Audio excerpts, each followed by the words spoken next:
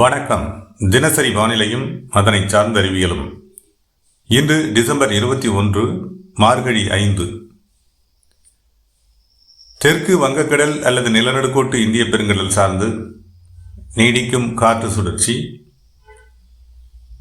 அதன் அமைவிடத்திலிருந்து தமிழக வானிலையில் ஏற்படுத்தி கொண்டிருக்கும் மாற்றங்கள், மழை பொழிவிற்கான வாய்ப்புகள் மற்றும் தென்கிழக்கு வங்கக்கடல் மற்றும் தென்சீன கடலிலிருந்து அடுத்தடுத்த காற்று சுழற்சிகளின் நகர்வுகள் தீவிரமடையலாம் என எதிர்பார்க்கப்படும் அடுத்த கட்ட மழைப்பொழிவு வாய்ப்புகள் என்பது பற்றியான எனது தனிப்பட்ட வானிலை விளக்கம். வணக்கத்துடன் சி. அண்ணாதுரை. இன்று அதிகாலை 4:30 மணி அளவிலான வானிலை அமைப்பின்படி இலங்கைக்கு தெற்கே, அதாவது இலங்கைக்கு தென்கிழக்கே நேற்று நீடித்தது. இன்று இலங்கைக்கு தெற்கே 0 டிகிரி நிலநடுக்கோட்டிற்கும் 5 டிகிரி வடக்கு அச்சக்கோட்டிற்கும் இடைப்பட்ட பகுதியிலும், 80 டிகிரி கிழக்கு தீர்க்கரேகை கோட்டிற்கும் 83 டிகிரி கிழக்கு தீர்க்கரேகை கோட்டிற்கும் இடைப்பட்ட பகுதியில் மையம் அமைய சுழற்சி, காற்று சுழற்சி வலுவாக நீடித்துக் கொண்டிருக்கிறது. இது தென்னிலங்கையிலிருந்து சுமார் 650 கிலோமீட்டர் தொலைவில் உள்ளது.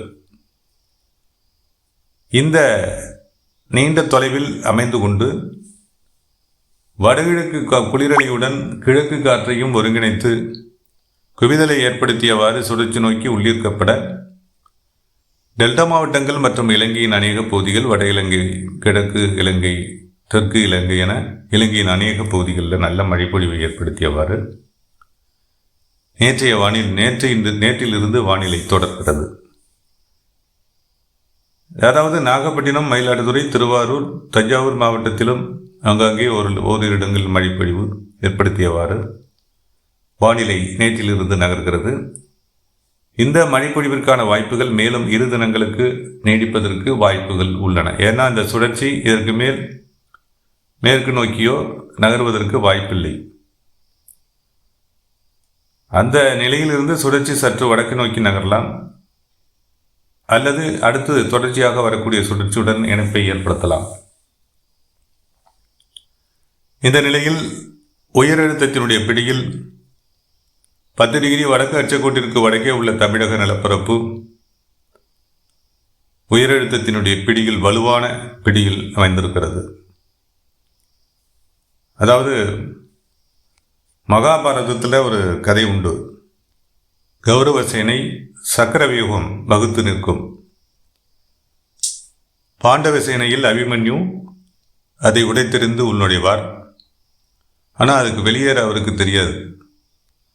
அந்த வகையில் அவர் வீழ்த்தப்படுவார்.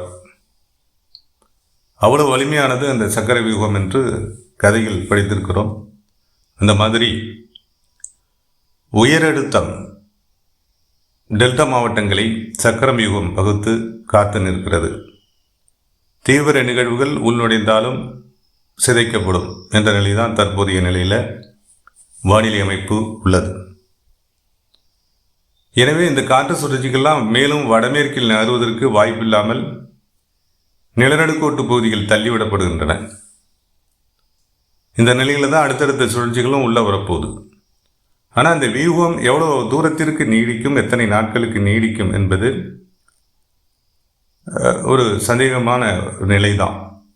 25, 26 நாம் எதிர்பார்க்கக்கூடிய இந்த உயரழுத்தத்தில் மாறுபாடுகள் ஏற்படும் என எதிர்பார்க்கின்றோம். கொஞ்சமாவது வடக்கு நோக்கி நகரலாம். ஒரு 3 டிகிரி வடக்கு அச்சக்கோட்டை நோக்கி வலுவான உயரழுத்தம் நகர்ந்துச்சுன்னா வரக்கூடிய சுழற்சி சற்றே வடமேற்கையாக நகர்ந்து தென்னிலங்கை ஊடே நகர்ந்து தீவிர மழைப்பொழிவை டெல்டா மாவட்டங்களின் மீது ஏற்படுத்துவதற்கான வாய்ப்புகளும், சற்று வலுவடைந்த நிகழ்வாக உள்நுழையக்கூடிய வாய்ப்புகளும் ஏற்படலாம். நம்ம அதுக்கு நாள் குறிச்சிருக்கிறது 25, 26. அதற்கான காரணங்களும் நம்ம ஏற்கனவே முந்தைய வானிலை விளக்கங்களில் விளக்கிட்டோம். ஏன் அந்த நாளை நான் குறிப்பிட்டிருக்கிறோம் அப்படிங்கிறதுக்கும். தற்போதைய நிலையில் நீடிக்கக்கூடிய சுழற்சி சற்று வடக்கிலும் சற்று தெற்கிலும் என நகர்ந்து அல்லது சற்று வடகிழக்காக கூட நகர்ந்து தற்போது நிகழ்த்தி கொண்டிருக்கிற மழைப்பொழிவை சற்று வலுப்படுத்தலாம். வடக்கு நோக்கி நகர்ந்துச்சுன்னா மேலும் தஞ்சை டெல்டா மாவட்டங்களில் மழைப்பொழிவானது சற்று விரிவடையும். கடலோர மாவட்டங்களில் சற்று தீவிரமடையும். அநேக இலங்கையில் நல்ல மழைப்பொழிவு கிடைக்கும். இந்த நிலை குமரி கடல் வரை நன்கு உயரழுத்தம் நீடித்து கொண்டிருப்பதனால அது வடமேற்கில் நகர்ந்து குமரி கடலுக்கு சுழற்சிகள் உள்நுழைவதிலும் தடங்கள் இருக்குது. அந்த மாதிரியான வாய்ப்புகள் இருந்ததுன்னா இந்த சுழற்சிகள்னால மீண்டும் தென் தமிழகத்திற்கு வலுவான மழைப்பொழிவு ஏற்படுத்தக்கூடிய சூழல்லாம் ஏற்படும். அதெல்லாம் தற்போது தற்காக்கப்பட்டிருக்கு. உயரழுத்த மாறுபாடுகள் காரணமாக வானிலை தற்காத்து வைத்துள்ளது. தென் மாவட்டங்களில் மீண்டும் மழைப்பொழிவை வாய்ப்புகளை தவிர்த்திருக்கிறது. இருப்பினும் மன்னார் வளைகுடா மற்றும் தென்னிலங்கையின் மீது காற்று சுழற்சிகள் உள்நுழைய தென் மாவட்டங்களுக்கும் இணைத்தே மழைப்பொழிவு வலுவான மழைப்பொழிவு ஏற்படுவதற்கான வாய்ப்புகளும் புறந்தள்ளிவிட முடியாது. ஏன்னா அப்படி ஒரு நிகழ்வு அது பக்சல சந்திக்கோ அல்லது மன்னார் வளைகுடாவுக்கோ ஒரு தீவிர காற்று சுழற்சியாக கூட அல்லது ஒரு குறைந்த காற்றழுத்த தாழ்வு பகுதியாக அல்லது அதிகபட்சமாக ஒரு தாழ்வு மண்டலமாக நகர்ந்து வந்தால் கூட அதுக்கான வாய்ப்புகள்லாம் உறுதியான வாய்ப்புகள் இல்லை. அதனால் அச்சப்பட வேண்டியதில்லை. அந்த மாதிரியான வாய்ப்புகள் இருந்தால் கூட மழைப்பொழிவிற்கான வாய்ப்புகள் தென் தமிழகத்திற்கும் இருக்கும். அது விடுபட்ட தென் மாவட்டங்கள்லேயும் சில மாவட்டங்களில் மழைப்பொழிவு நிறைவு பெறாமல் இருக்குது. தென் கரைக்கோடி மாவட்டங்கள் தான் பெரும் வெள்ளத்திற்கும் பெரும் சேதத்திற்கும் எல்லாம் இருக்குது. மதுரையும் சேர்த்து, மதுரை, விருதுநகர் இந்த மாவட்டங்களையும் சேர்த்து. ஆனால் ராமநாதபுரம், சிவகங்கை, திண்டுக்கல், புதுக்கோட்டை இந்த மாவட்டங்கள்லாம் இன்னமும் முழுமையான மழைப்பொழிவு நிறைவு அடையாமல் உள்ளது. அத்தேவைக்கு அந்த மக்கள் விவசாய தேவைக்கு போதுமான மழைப்பொழிவு கிடைக்காத நிலை உள்ளது. அதே போல தான் டெல்டா மாவட்டங்கள்லேயும் தேவை நிறைவு செய்யும் மழை, அதாவது குளம் குட்டைகளை முழுமையாக நிரப்பக்கூடிய மழை இன்னமும் ஏற்படவில்லை. மேற்கு மத்திய மாவட்டங்கள்லேயும் அந்த மாதிரி நிலை நீடிக்குது. தென்மேற்கு பருவமழைகளையும் அவங்க இந்த மாவட்டங்களுக்கு தென்மேற்கு பருவமழை சூப்பர் எல்லினோ விளைவின் காரணமாக முன்னதாகவே விலகிவிட தென் மாவட்டங்கள் அந்த மேற்கு மத்திய மாவட்டங்களுக்கு முழுமையான மழைப்பொழிவு கிடைக்காத நிலையும் தற்போது வடகிழக்கு பருவமழையில் சற்று பின்னடைவும் ஏற்பட்டிருக்கக்கூடிய நிலையும் காணப்படுது. இதை நிறைவு செய்யணும்னா இந்த இறுதி சுற்று கிட்டத்தட்ட இறுதி சுற்றுன்னு சொல்லிட முடியாது. ஏன்னா வானிலை தற்போதைய நிலையில் மாற்றங்களுக்கு உள்ளானதாக இருக்குது. வடகிழக்கு பருவமழை ஜனவரி முதல் வாரம் கூட தொடர்ந்து நீடிக்கக்கூடிய நிலை இருக்குது. 2வது வாரத்திலையும் தூறல் சாரல் மழைப்பொழிவு கடலோர மாவட்டங்களுக்கு நீடிக்கக்கூடிய நிலையெல்லாம் இருக்குது.